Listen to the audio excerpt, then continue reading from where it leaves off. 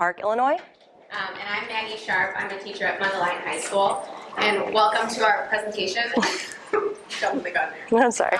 On beginning group work in your classrooms. So again, I teach at East Leiden High School. It's currently my 4th year. East Leiden is a school right by O'Hare Airport. And I have been at Mundelein. This is my 2nd year now. Oh yeah, and I teach geometry regular, geometry honors, and a intensified algebra course that's double block. And I teach Algebra 1, geometry, and then the essentials level geometry class as well. So we're definitely from 2 different parts of Illinois. The way we connected and started to work together was through the Complex Instruction Consortium, which we've both been members of for the past few years. And then just to give you a little bit of background here, the stats we put up on the screen are just to let you guys know that neither one of us come from a school that has super high test scores or schools that are necessarily gung-ho about group work. We, like we said, met through CIC where we kind of learned about group work and got interested in that, and we're showing you these statistics to let you know that we think that this works for all levels of students. So keep in mind that this is something that might feel risky. So this quote actually happened from our very first meeting making this presentation by our very own Maggie Sharp, who said, no matter how many years you have taught, trying something new is risky. And she told me this right after a very long day with freshmen. And Panera was needed. It was tough. It was tough, but I was like, hey, perfect. We'll start the presentation with that. So we are going to start you guys off here just to get us going with an introductory task. So this is something we have given to our students before. Go ahead and show them the task. Here's your task. Go ahead. Talk to people around you. Task, man. Put it up. All right. So this task, obviously very open-ended. What does it mean to measure a puddle? What puddle? There's no puddle here. Where is this puddle? How big is this puddle? Are you talking about volume? Are you talking about circumference? These are the kinds of questions we heard you asking. These are the kinds of questions our students ask. What's really, really cool is when you give this task, we usually use this as more of an introduction to group work type of task. When you give this task, students process it for a second. They start looking at each other. They're like, what do they want us to do? They start asking us questions. We keep being like, ask your group members. Ask your group, keep telling your group members. You know, just redirect it back. But eventually, we get all these really awesome questions, right? They're talking about mathematics. We tricked them into doing it. They didn't even know it. And now they're talking to each other. So that's really our goal here, is that we want the students communicating through mathematics. We don't have to do something crazy. I mean, all we wrote on the board was measure a puddle, and everybody started talking, right? There's questions to be asked. When we debrief a task like this, we usually put their questions up on the board, and students have a great, rich discussion about which groups were the most successful here. Often the groups that are the most successful are the groups that are asking the most questions. So they get into that habit really quickly to ask each other questions, to rely on the knowledge of their group members, and they come up with like the most amazing, crazy solutions. I've heard kids say before, like, take a ShamWow and soak up all the water. You know, it's crazy. It's things that we'd never think of. So. And it is actually really funny walking around. You looked at us the way our students do at first. What are they doing? What's wrong with you? And honestly, they kind of need to get that through their heads quickly. The rest of the year is going to be rough otherwise. Okay, so you've probably been hearing about group work and going to sessions, this whole ICTM experience. And at the end of the day, you've got to buy in. What's the point for you and what's the point for the students? So when we were talking about how do we explain why it's beneficial for the teacher, why should you even consider this, we read the description for Zach Herman's presentation yesterday, and it was exactly why you should be looking at this. So Here's this description, and I'll read it briefly to you. The world needs people who can make sense of problems and persevere in solving them. The world needs people who can use tools strategically, reason abstractly, and construct viable arguments while critiquing the reasoning of others. The world needs people who can look for structure in a complex global context in an effort to understand problems and search for solutions. The world has plenty of big problems, and we need people who are capable of solving them. In other words, the world needs mathematically proficient students. We read that in the ICTM pamphlet. Oh, that works. That's exactly why it's good for teachers. And if you went to his session yesterday, he went into this a little further. Yeah. So while we're on the topic of Zach Harmon, we'll jump on the group work room. So we're going to steal one more thing from him. He does this kind of side-by-side comparison of the Common Core standards for mathematical practice with Tony Wagner's list of the 21st century survival skills. We just wanted to highlight this really quickly. If you were at his presentation yesterday, he went into a little bit more depth. But you can see here that there is clearly some parallels. We see some things that these are the standards we want, the standards for mathematical practice. These are the things we want our kids doing in the math classroom. They're very similar to the things we want our kids doing once they leave our classrooms for good, right? These are the things that are going to make them successful. And this kind of side-by-side comparison is, again, just getting back to that idea of what's the point for us as teachers. We are trying to develop habits of mind within our students. We're trying to develop these norms so that they are able to leave our classrooms and be successful. So yeah, the Common Core standards, they're great, right? The mathematical practices, that's what we're supposed to be doing every day. Group work will help you accomplish that. But also this list of the 21st century survival skills, you're going to be instilling a lot of those values in your students by giving them the opportunity to talk through rich tasks with one another and communicate about mathematics. So it's pretty exciting. So, we're in a room full of math teachers who want to be better. That's why we're here. We're always trying to improve. That's all well and good. We have to get the students to buy in as well. So what's the point for them? Why should they care? Why should they even listen to our insanity? So what's the point for the students? Allowing them to talk about a good problem in a group with their peers does so much for them as in terms of being a mathematics student and a citizen. It allows them to gain a newfound access to mathematics, and what we mean by that is we have been seeing from, I know, very few years, but overall hearing as well, that students that traditionally are not successful, not just mathematically, but in school, will find success here. They'll find value here. So they're able to no longer say, I just don't do this, and start to realize, oh, I think I can. Also redefines what doing mathematics is. We know what mathematicians do. We know that it's a mess. We try stuff, it doesn't work, we keep going. It's kind of all over the place. But for them, unfortunately, they think doing mathematics is I sit in a row, my teacher tells me what to do, and then I practice it, and if I get it right, I'm awesome, and that's the end of the day. So when they're actually talking in groups and going through a problem that maybe doesn't even have a solution that we're aware of, they're actually seeing what mathematics really looks like in the real world, and scientists and so forth.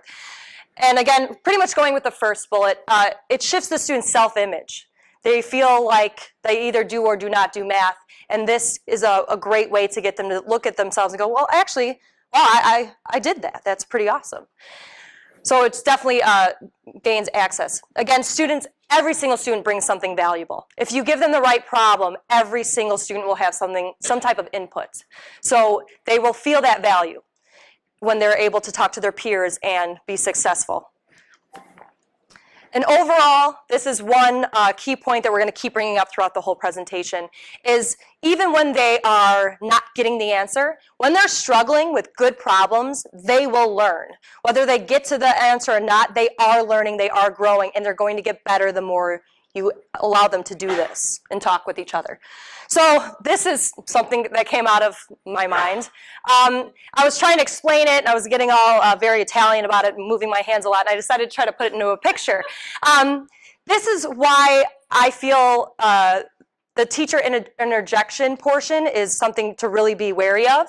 When you give students a good problem and they're working in their groups, there's this idea of, at first they have no idea what's going on, and they have a little bit of understanding, and then it drops back down, and they're lost, and then they go, oh, I think I got it, oh, it didn't work. And there's this up and down, this amazing process that's going on. And then eventually, if you give them the time and let them just work through it, they will get there, and how incredible that feels, and watching them do that and knowing that they owned that completely on their own and it's authentic. That star in the top right, that's what we want, right? So unfortunately, we sometimes stop that process and we don't realize we're doing it. So we interject, we're like, oh, you were struggling, oh, here's something, and then you flatline that awesome, incredible process of that up and down, that amazing up and down, that's going to get them to one of the most incredible experiences they've had in a math classroom. So regardless of where that teacher interjection is, I consider like you're making them flatline, which sounds kind of morbid, but I hope that somewhat makes sense. Again, I just made it up and she gets me. It's the best it's been, actually. Oh, thanks. Okay. Moving on. So we're going to talk here to begin about setting the tone. So yeah, group work's great, right? There's a point to it. But how do we start setting the tone so that this isn't what's happening in our classrooms? And I know I've been guilty of this, so you know, we're trying to avoid it, right? And we think group work is the way to go. Okay, so as setting up any classroom, 2 big points, routine and community. You know that no matter what your teaching strategies are, you want to set a routine, set the community. We're going to talk about ways to do that when your goal is a collaborative group setting. So by routine, as you have guessed, this takes time. If you give them a good problem, it's going to take time. So you have to set routine day 1 that makes this go quickly. During passing period, they know, they walk in, they pick up this paper, they look at the board, they move the desks into groups if they're not already there. They're sitting, and by the bell, it's math time. You have to set that day 1 so you don't waste a second. So the routine is absolutely crucial. And then another piece of this too is the community piece. We really need our students to feel safe in the classroom, right? And that's something that Steph kind of mentioned earlier, that for any classroom, the community piece is important, but it's especially crucial for this collaborative group setting. If you're going to expect students to talk to each other, to take risks, to share with one another, to share with the class, they have to be comfortable, they have to be confident, they have to feel like they're part of a community of learners. So there's a lot of ways to go about doing that, but the thing that I tell my students right from the get-go is we need to know each other's names. We need to know each other's personalities a little bit, you know, we need to know things about each other so that we can move forward as a group, right? So one of the things I do to start my year, every year we start the first day with not a scavenger hunt really, but they have to write down as many facts about themselves as there are people in the classroom. So 27 students, 27 facts about themselves. Then they walk around and they share one fact about themselves with every single student in the classroom. It has to be a different fact with every single student, and they learn one fact about every single student. And then we spend the beginning of class every day until we're done with every student spotlighting one kid. And everybody gets to share what they learned about that student. So it makes that student on that day feel special, right? But we also continue to have that conversation like, you need to know this person's name. This person is going to be a group member. Do you have anything in common with that person? Because that's something that's going to allow you to work more collaboratively in the future. So not just doing it, but reminding the students of the purpose of that. We're building a community is really the point. Okay, and also, this is a very crucial part of setting that community and the tone and everything, is that it's not only okay to make mistakes, you've heard that, celebrating mistakes and so forth, but it's okay to fail. That word has such a terrible connotation. And we all know that's part of the process. It's not going, if it's a good problem, it's not going to be easy, and you're not going to get it the first time, and it might be completely wrong. But it's absolutely okay to fail. The 2 of us have this in our room that we try to instill in our kids, that failing is just the first attempt in learning. We got this from NCTMs and ICTMs in the past, and we're like, oh, let's just make a poster. This is perfect.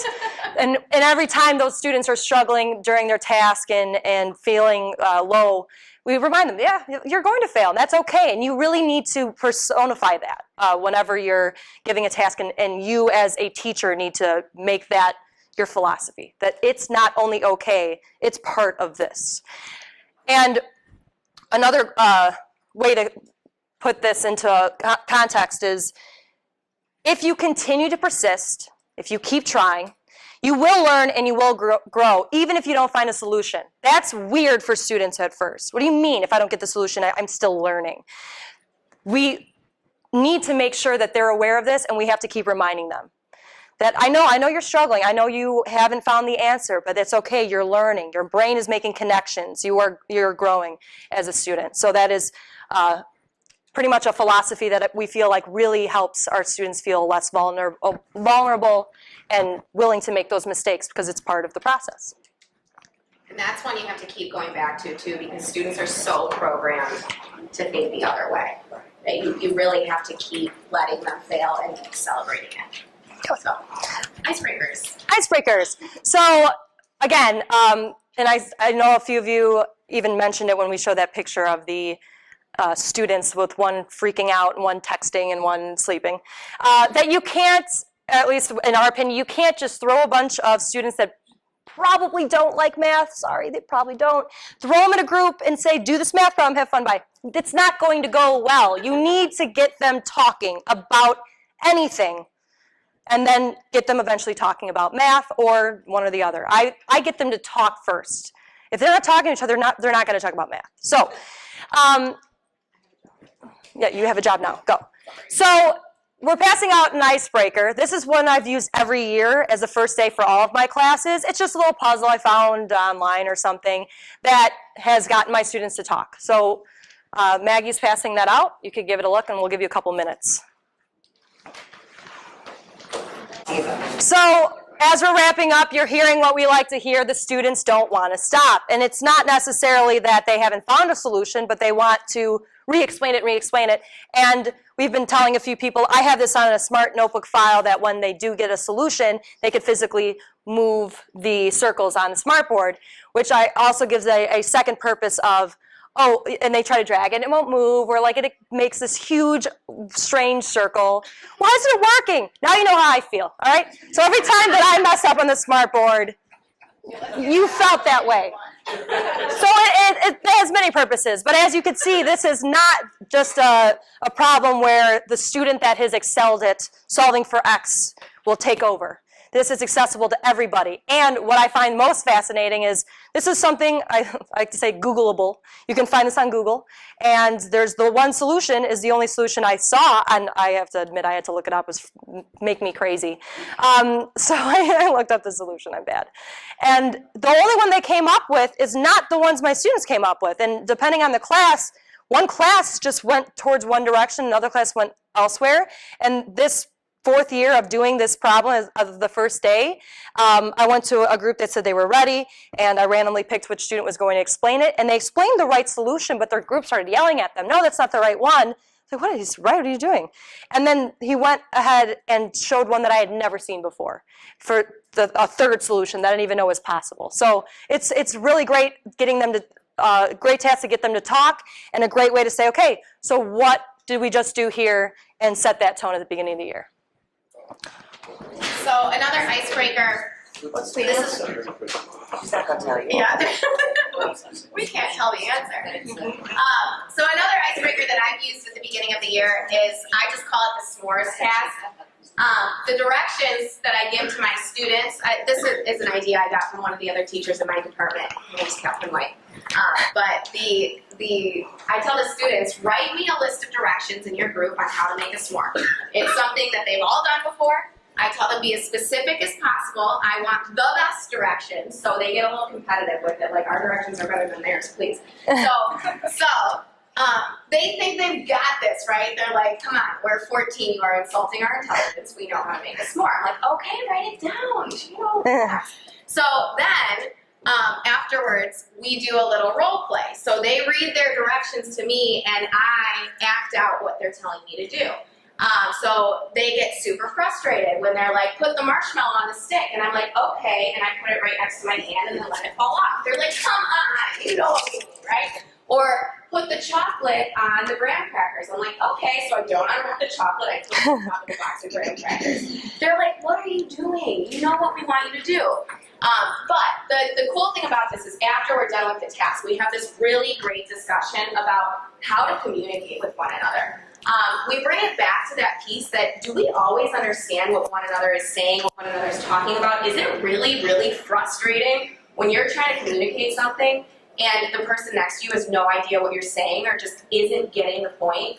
And it allows the students to kind of process that piece of how to communicate, how to work through frustration, how to be able to build from that and be able to be more explicit or communicative at that point in time. So again, it's really quick, it's fun for them, they get to watch me act like an idiot and they love it. But they do get that immediate, idea that you're gonna be talking a lot in this class and you need to figure out how to talk to each other, how to talk to me, how to talk to your class. So icebreakers are great for the beginning of the year, but I also encourage some type of even one brief question that they have to ask one another and share every time you change the groups. So you do this great job of building this community with their little group of 4, and then you change it up. They need to feel now comfortable with this new group, comfortable with a group to solve these new difficult problems. So even little brief ones, we think it's another great time to do a little icebreaker. Something like, if you could be a cereal box character, which one would you be and why? And it can't be because you like that cereal. And just get them to talk, so they're less awkward. So when you give them the task, they're like, well, I don't know her. I do would you rather a lot. Would you rather? Would you rather? Yeah. So little icebreakers. Never. We know better. We know better. Never let them make it up. This will be the slide at the end as well. We are putting together a lot of our icebreakers, our little introductory tasks, in a Google Doc, and we can send that to you if you email me. My name's really long, I'm sorry, but it'll be up at the end as well. So I know some of you are like hurriedly writing it. We'll get there. It'll be back. Okay, go ahead. So then the other piece of setting the tone is that the students have to know what they're expected to be doing when they're working in groups. It is so important that there are clearly laid out and structured expectations for what group work should look like in your classroom, especially if you're like one of us and you come from a school where they're not doing group work in all of their classes. This is something that's going to be new to them, especially in mathematics. They haven't necessarily had this experience. So it's important to give them a clearly laid out list of expectations. I was like, I don't know when you're going to click. And so we actually have these expectations that we're going to talk through hanging in our classroom. Again, just a poster in a room, really easy to go back and refer to. If they're working really well in a group, celebrate that. Like, hey, you guys are doing awesome with number 1. Thank you for being a model group. Or if they're struggling with something a little bit, be like, maybe you should reread expectation number 3 and adjust a little bit. It's just a really good reference point. So the first expectation is that they're not supposed to be talking outside of their team, their group.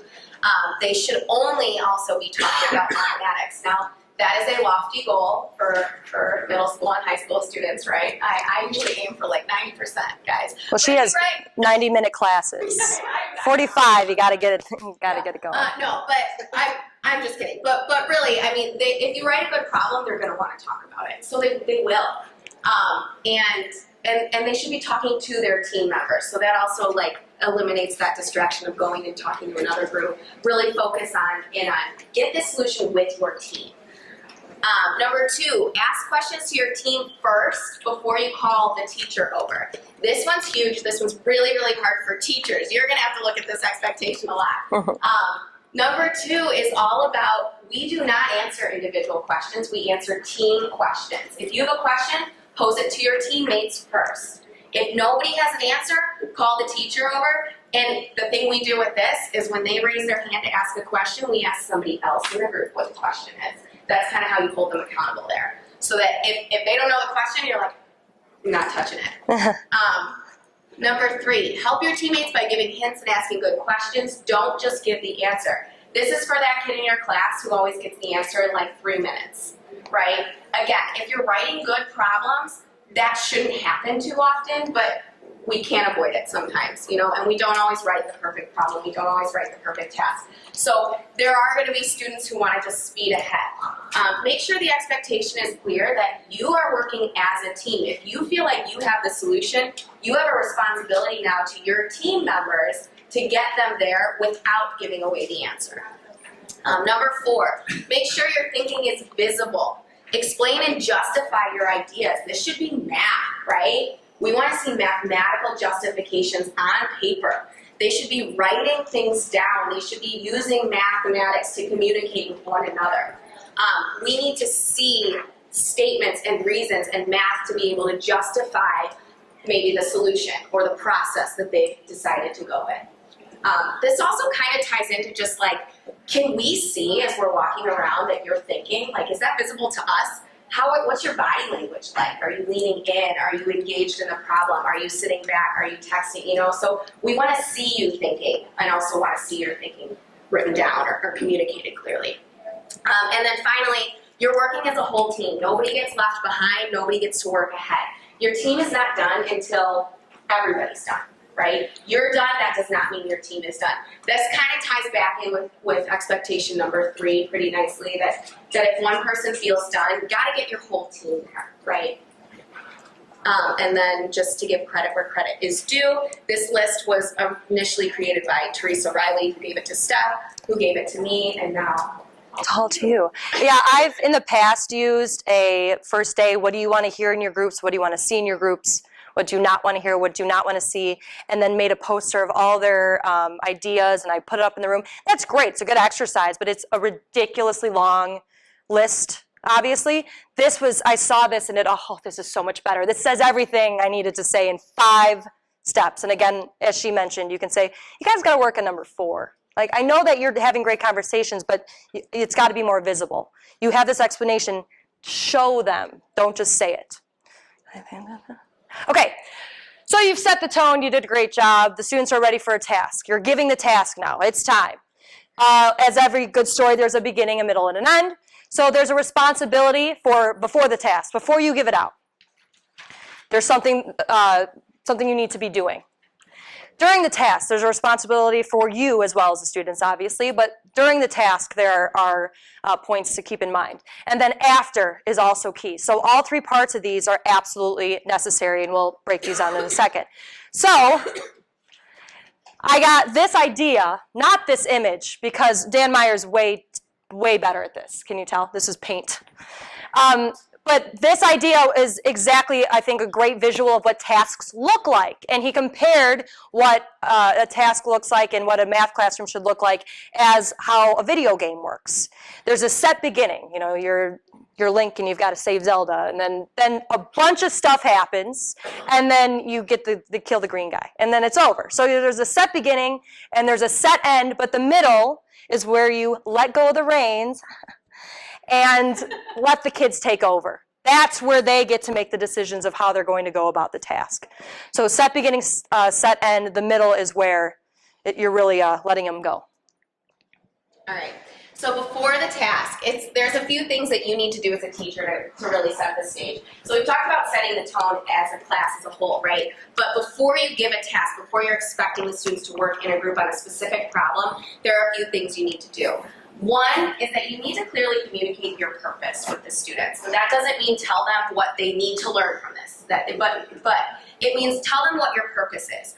Are we looking for a solution? Are we looking for a process? Are we really looking to develop some group norms? You know, closer to the beginning of the year, there might not even be a specific curriculum mathematical goal, you know, that you're trying to get the students out of the task. So be transparent about that. What do you want them to gain from this? Also, transparency in your assessment. How are you going to be evaluating how successful the students are with the task? And that looks a lot of different ways. Again, that's kind of a decision you have to make based on the task itself, but usually we do some kind of evaluation based on how the group functions as a whole, and also tie in an individual accountability piece. And we're going to kind of talk about how we do that. But letting them know that there is a group responsibility, there's an individual responsibility. Sometimes you can assign group roles to accomplish some of those things. And also evaluating the product that they actually create. Like, what is it that we're looking for you to make by the end of this? What is it that we're looking for you to do once you get to the end? This is the most important one. Transparency in your belief that the students can do this. You have to let them know that this is supposed to be hard and that this is supposed to get them to struggle, but if they work hard at it, they will gain something from it. Again, we said at the beginning, we're going to keep going back to that idea that they should struggle, they should fail, but I believe that that is going to make you better as a learner, as a mathematician, and I believe that you can get there. The students have to feel that from you to be empowered to want to tackle the task, because we're asking them to do some really difficult problems at times, and especially those kids who haven't felt successful before, they need to feel that. They need to feel that they can do it. And again, it's really important here, emphasize the process that they're going through, emphasize the thinking that they bring to it, that there is a lot of creativity in this room, and you guys need to bring that to the table. It's not always about the solution. And then again, just reminders about group expectations and individual responsibility. Good little, transition right into it. So if you have ever been to a CIC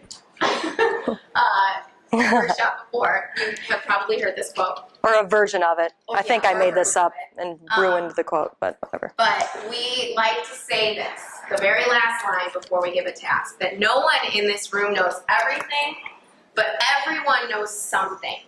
This goes back to that piece, that transparency in your belief that they can do this. That this really empowers the students, like, hey, I've got something to bring to this. No matter what my background is, I can bring some knowledge to this, and that's really important for them.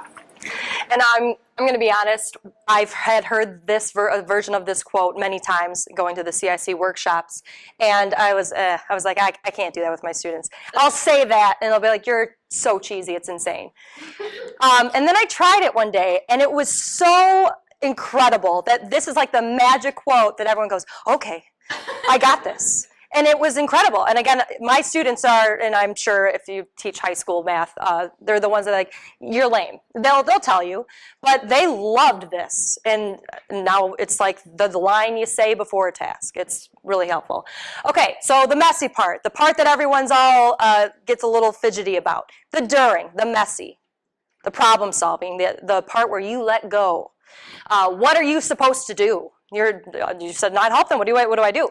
Okay, so the first difficult element of giving a task is you give it out, and you know it's hard, and you want to just tell them what it's asking them to do. You want to rephrase it, say here's what you're trying to do, and do it like this. And I'm so sorry you're struggling.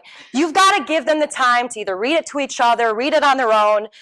One practice of that we try to do, and we haven't done that here, just so you all get a copy, but one sheet per group, and give them time to process. It might be quiet, and it might feel weird for a while. And by the way, quiet's weird in a classroom with group work. But you've got to let them process the problem. You've got to have them say, so what are they asking here? What am I trying to do? Give them that time. And you're stepping back, and you're weaving in and out.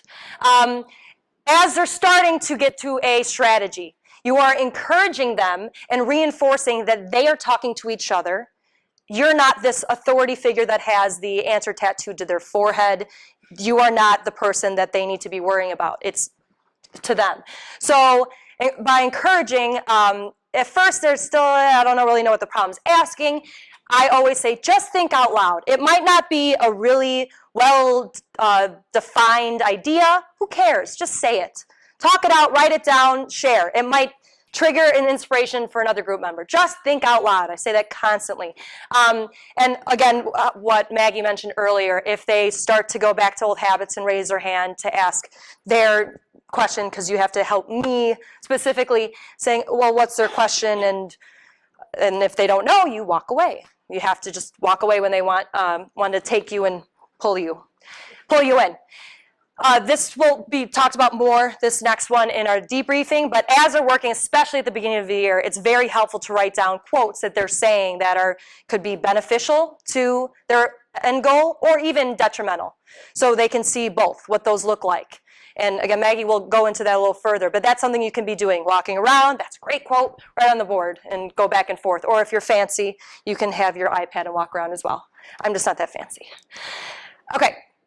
If you're realizing, you give them a task and you're like, this is perfect, and then within 2 seconds, oh my gosh, it's not perfect. There is so much missing in here that there's no way this is going to work. You've got to bring them back together. That's okay. As a class, you bring them back together and say, I'm sorry, this was not defined well in the task. Give your little 2-second thing, and then I usually just say go, and they're back. They know that there's a quick, I say timeout, everyone's up here really quick. Give them the clarification, go back. Another strategy that Maggie uses is a huddle. So you get one person per group to come up, give them the information, they have to report back to the group. Also, I've sent spies. Hey, can you go spy on that group really quick? They have a really good idea that I think you really benefit from. So if that's necessary, we'll go ahead and do that. If they're all going downhill, you gotta bring them back. And again, you're walking around. I always describe myself as a gnat. I'm just in and out, constantly. You're not, that doesn't mean walking around and stopping going, interesting. You're hovering, get out of there, go away. And you're just taking a pulse constantly. In and out, make sure you have room between the groups, obviously. But that's all you're doing, is walking around and taking a pulse. And a lot of times, if you're doing that correctly and you're taking a pulse, you'll know if a group's getting there and just about ready. And a lot of groups think they're ready, and you know they're probably not. So something you can do during the task is randomly select the student to start sharing results. And what I mean by randomly is randomly, not pick the student that you know has it right because you're just so happy someone got it, or pick the student that you know is totally staring into space. Randomly. So a quick way I do this, there's many different ways, deck of cards and dice and all that. I just get Post-its, write 1, 2, 3, 4 and on those Post-its, crumple them up and say you're 1, you're 2, you're 3, you're 4, throw it on the table, grab 1, 2, go. And then 2 has to explain it. If that student is having trouble explaining it, you know they're not ready. Like, all right, seems like you guys aren't ready, and you walk away until they are. Like, let me know when you're ready. You didn't seem to be ready. Oh, yeah. So, again, it's very difficult. We want to help them. I know it's part of what we're teachers. We want to help people. But this, I don't remember where I heard this, but this question that I'm going to project is something that when I have that inner turmoil of, do I help them? Do I hint? This is what I always ask myself. Who is doing most of the thinking? You or the students? If you know that you're the one working through it in your head and then you're just giving that process to them, you're again, the flatline idea, you're killing it for them. So you've got to really consider that. Who's thinking? You or the students? So this brings us to the after piece. What do we do after a task? And this piece is really important too. We don't want to just give a task and then let it hang there most of the time. Usually we're going to do some kind of summary or debrief of the task. Again, you want to bring this back to your purpose, like we talked about at the beginning.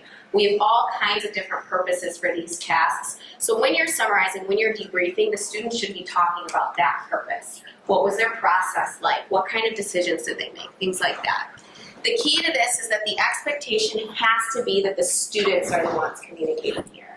The students need to be explaining to each other what they did, why they did it. What kind of challenges did they face? How did they make decisions? You know, things aren't clearly defined usually, or not always clearly defined in the task. I mean, think back to measure a puddle. How did you decide what we meant by that? You know, all of that process is important, and we want students talking to each other about that. And then finally, how did they come to their conclusion? Was it even possible to get a solution? Why is your solution different than their solution? Is that okay? Things like that are really important pieces for this debrief. Just make sure it's the students doing the talking. And let them ask each other questions. I mean, we've had great tasks where students really get into it, like, how did you do that? That's not right. That's not what we got, you know, and having that rich mathematical debate, you know, is really exciting to see. And then the other thing to keep in mind here is that the after of a task doesn't necessarily mean the end of the period. I have hour-and-a-half long periods. 45. 45 minutes. You know, we all have different lengths of time. Tasks don't have to be written to take one class period and then expect every student to present their solution afterwards. You know, that seems like a lofty goal for certain tasks. They're just too big. Tasks can stretch over several days. They can stretch over units or be revisited. So just keep that in mind. You know, your debrief doesn't have to happen the day of or even the next day. You know, sometimes it's as simple as having the students write an individual reflection and then coming back to that later on. So again, think about the purpose of the task. What are you giving them to do? And really make this after piece reflect accomplishing that goal. Here we go. So we are going to give you another task to work on in your group. We don't have very much time, but we do want to give you a feel for a task. This is one that Steph and I wrote together with Danny. two other collaborators that are in the room. And Suchin. Yeah. Sorry, we'll so get to in this. We are going to let you work on it, and remember that nobody in here knows everything, but all of you know.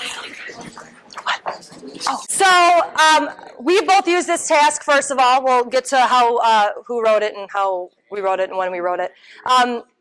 I've done this at the very beginning of the circles chapter, and then revisit it at the end once they had the skills of perpendicular bisectors and all of that.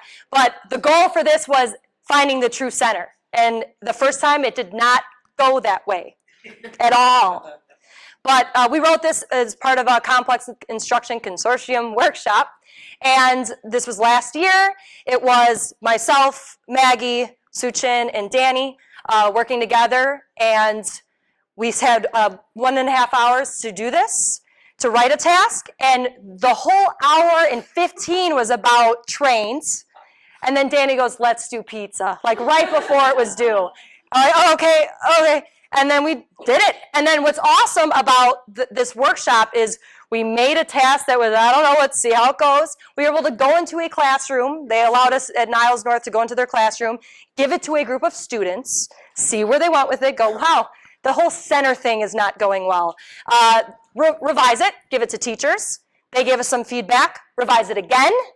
Give it to a different set of students, totally different level, more advanced, I think, or it was flip-flopped, either way, and revise it yet again, all in one day. It was great. It's still nowhere near ready. But awesome, Stephanie. When's that workshop again? oh my gosh, November 19th at Niles North High School. A nice little, good job. Just quickly through this. We do with our tasks often, and we do have extra copies of the task itself and these resource extension cards. This is just a way to differentiate. If you've got a group that's going like out into outer space and you're like, oh my God, I don't know what's going to happen with this, you can use a resource card to kind of get them back on track. This is a big one. Yeah, this was a big one that we used. It's a right angle, it's fair. First time, because they all got that 90-degree idea. Like it has to be at 90 degrees, so that gave them a good picture. So the resource cards are for the struggling groups. And then we have extension cards as well to kind of, the groups that move fast through it, give them something extra to think about. Kind of what Dan Myers was talking about yesterday. Yes. So you group them in groups of 4. 3 to 4, yes. 3 to 4. Yeah. And they can, again, like you guys are in groups of 3, we could set it to be, we want 5, a group of 5. You can make that decision. Okay, so really quickly, we've talked about what happens during a task, before, during, and after for the teacher, but what do the students actually look like? So I decided this was Wednesday. They had like a whole massive long weekend of Monday off and Tuesday for parent-teacher conferences, and I switched groups. And I said, I want to give them something to get them talking. This is from the Agile Mind program, but I give this to every class as a way to talk. The gist of the problem is that they have 4 scales.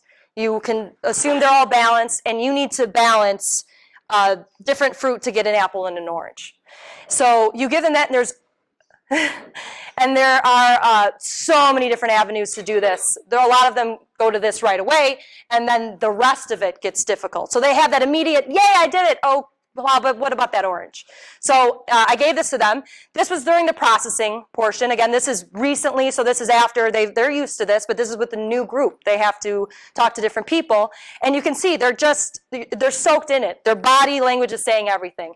This person is trying to explain their thoughts. They're all leaning in, so forth. It's dead quiet. I was terrified, but it was good. They were processing the task. This is a video of what during looked like in a different class. And yeah, well, I might as well just show it, if it works. Oh. And just come up with stuff. Like there might be a scale that's helpful right away. There might be one to use later. Like this is not the type of problem that's supposed to go 5 of those and 12 of these by. Like it's more. There's more to it. So you got to kind of talk through it.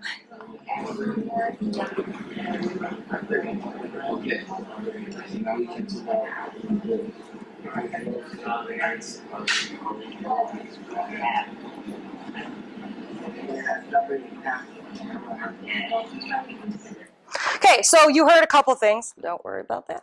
I'm a dance teacher too. There's videos of me dancing. Don't worry about it.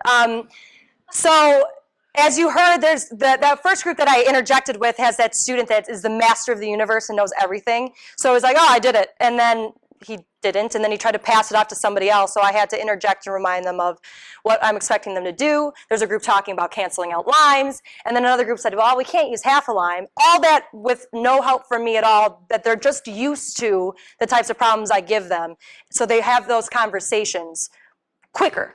At the beginning, it takes a while, but they're used to it now. This video we're not going to show, but it's a group that was very, very lost in how you interject by asking them questions to get, you plant the seed and you walk away. So that's what I say pretty often. But yeah, if a group is struggling, just get interjected if you need to.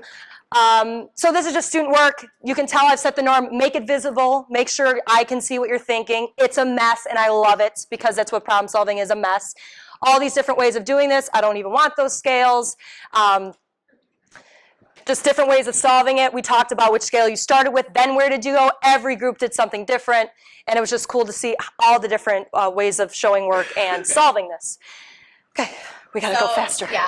Faster. So the big question we always get when we talk about group work is like, yeah, this is all great, but when do I have time for this? Where do I do this? How often do I do this? The one thing I kind of want you guys to walk away with is there is no bad time to give a good problem in a math classroom, right? There's never. And it's not something that has to be a time crunch. I know we all have a curriculum that we have to get through, but keep in mind that we want our students to walk away with those 21st century skills, right? Survival skills. We want them to walk away with those math practices. And if we're getting students to talk about math, then they are learning something, and that is ultimately our goal. That's what we're here to do. So there isn't a bad time to give a good problem, ever. So you can think too, it can be across content levels. You can team up with some teachers from other departments. It can be before a unit to introduce something. That Pi or Not Squared task we've used to introduce the circle unit and then revisit it at the end of the unit. It can be during to enrich. And then also just keep in mind, like even if a task bombs, you can come back to it. It can still be an opportunity. So the one thing we want you to be aware of is that this idea of group work Friday.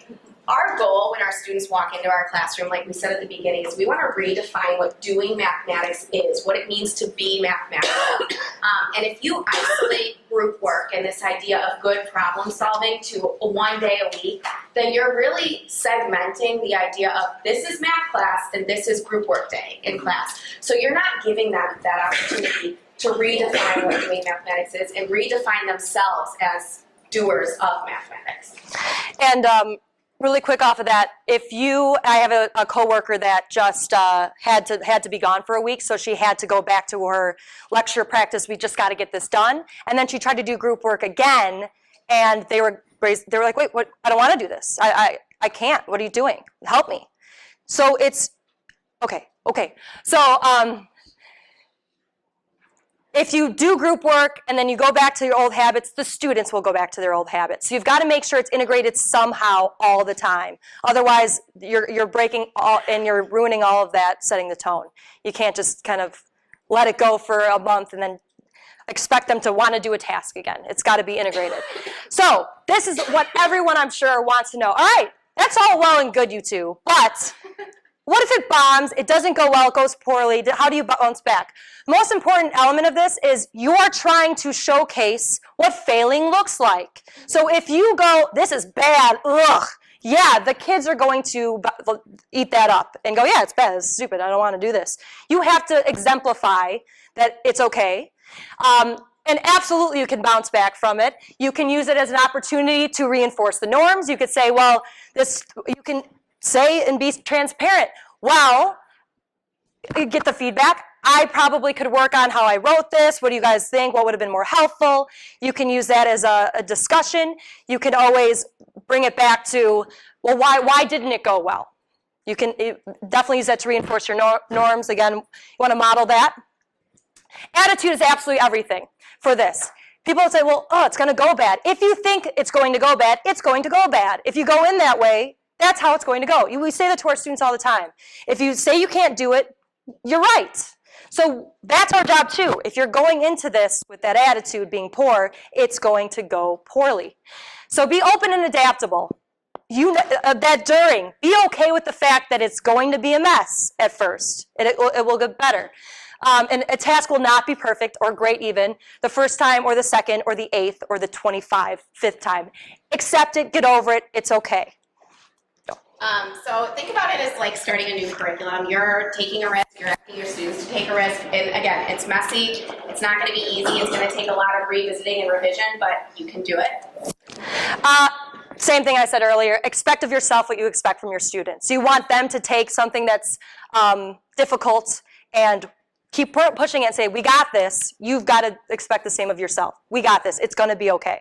And I know it'll be fine.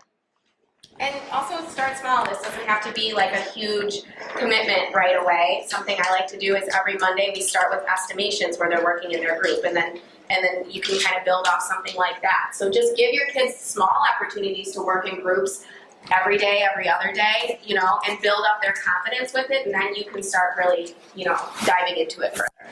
And you are not alone.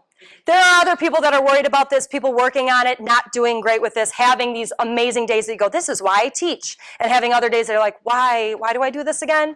And everyone's going through it. So you're not alone. As you know, there's Twitter happening. There's a group ed chat that I'm part of. Twitter is happening. The Complex Instruction Consortium is a bunch of teachers that want this to work, and we're all with that same goal. And November 19th at Niles North High School. But there's people out there that are willing to help you. These are just some quotes that we heard actually this past couple of weeks of what our students have been saying. The last one's our personal favorite.